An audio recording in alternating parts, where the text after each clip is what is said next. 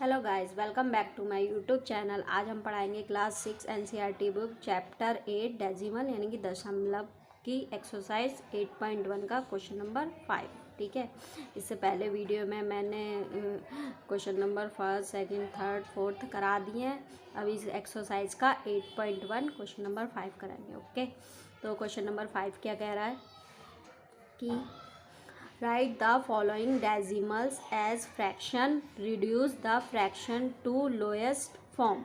ठीक है, क्या करना है कि निम्नलिखित दशमलव संख्याओं को भिन्न के रूप में लिखकर न्यूनतम यानी कि सरलतम रूप में बदलिए। ठीक है, इनको क्या करना है, फ्रैक्शन में लिखना है, मतलब कि भिन्न में, और फिर इनको लोएस्ट फॉर्म यानी कि इनका सरलतम रूप में लिखना है। जैसे कि मतलब फ्रैक्शन क्या होती है और इनका सरलतम रूप यानी कि लोएस्ट फॉर्म कैसे लिखते हैं। ठीक है, जैसे कि कोई फ्रैक्शन है 5/25। ठीक है, ये क्या है, फ्रैक्शन। ठीक है, मतलब कि भिन्न। अब इसकी क्या लिखनी है, हमको लोएस्ट टर्म लिखनी है। ठीक है, तो हम क्या करेंगे, ऐसा टेबल्स बताओ कि जिसमें 5 भी आता हो और 25 भी आता हो। ठीक है, तो 5 के टेबल में 5 भी आता है और 25 भी आता है। तो हम क्या करेंगे, ऊपर नीचे, ऊपर वाले से भी 5, ऊपर वाले नंबर को भी 5 से डिवाइड कर देंगे और नीचे वाले नंबर को भी 5 से डिवाइड कर देंगे। तो 5 के टेबल में 5 कितनी बारी पे आता है, 1 बारी पे। 5 1 जा 5। और 5 के टेबल में 25 कितनी बारी पे आता है, 5 बारी पे। ठीक है, अब ये देखो, अब ये किसी भी नंबर से नहीं कट सकता है ना, मतलब दोनों नंबर किसी भी नंबर से नहीं कट सकते। तो ये क्या हो गई, उसकी लोएस्ट टर्म हो गई। ठीक है, लोएस्ट फॉर्म मतलब कि सरलतम रूप। ठीक है, ऐसे ही आपको क्या करना है, इस क्वेश्चन में करना है। ठीक है, क्या करना है, वो फ्रैक्शन में लिखना है। ठीक है, यानी कि भिन्न में, और फिर इसकी लोएस्ट फॉर्म यानी कि सरलतम रूप लिखना है। ओके, तो जैसे कि ये क्वेश्चन 5 का ए या ये 0.6। ठीक है, मैंने आपको बताया था कि दशमलव रूप को कैसे भिन्न में बदलते हैं। ठीक है, यहाँ पे क्या है, ये 1 नंबर बाद पॉइंट है, तो क्या होगा, 1 नंबर बाद पॉइंट है तो 1 0 आ जाएगा, यानी कि 1 लगा के 1 0। ठीक है, मतलब 1 नंबर बाद पॉइंट हो तो नीचे 10 आ जाता है, 2 नंबर बाद पॉइंट हो तो 100 आ जाता है, 3 नंबर बाद पॉइंट हो तो 1000 आ जाएगा, ऐसे। ठीक है, तो ये पॉइंट हट गया। और जब ये पॉइंट के आगे अगर 0 हो तो वो 0 क्या होता है, हट जाता है। ठीक है, अब हमने पॉइंट हटा दिया। अब इसकी क्या करनी है, हमको लोएस्ट फॉर्म लिखनी है। ठीक है, यानी कि सरलतम रूप। तो देखिए 6 और 10 किसके टेबल में आता है, 2 के टेबल में। 2 के टेबल में 6 भी आता है और 10 भी आता है। तो हम क्या करेंगे कि 6 और 10 ऊपर भी 2 से डिवाइड करेंगे और नीचे भी 2 से डिवाइड करेंगे। ठीक है, अब 2 के टेबल में 6 कितनी बारी पे आता है, 3 बारी पे। 2 3 जा 6। ठीक है, और 2 के टेबल में 10 कितनी बारी पे आता है, 5 बारी पे। ठीक है, तो ये इसकी क्या हो गई, लोएस्ट टर्म हो गई, यानी कि सरलतम रूप। ओके, ऐसी अब इसका क्वेश्चन नंबर बी। ठीक है, अब ये देखो, यहाँ पर भी 1 नंबर बाद पॉइंट है तो पॉइंट हटा देंगे। ठीक है, कितना आ जाएगा, 10 आ जाएगा नीचे। ठीक है, 1 नंबर बाद पॉइंट हो तो 10 आएगा, 2 नंबर बाद हो तो 100, 3 नंबर बाद हो तो 1000। ऐसे ही मतलब क्या होता है, 0 बढ़ते चले जाते हैं। ठीक है, जितने नंबर बाद पॉइंट उतने 0। ठीक है, अब ये 25/10 किससे डिवाइड होगा, ठीक है, 5 से चला जाएगा, क्योंकि 5 के टेबल में 25 भी आता है और 10 भी आता है। ऐसा टेबल लेना है जो ऊपर नीचे दोनों नंबर आए उसमें।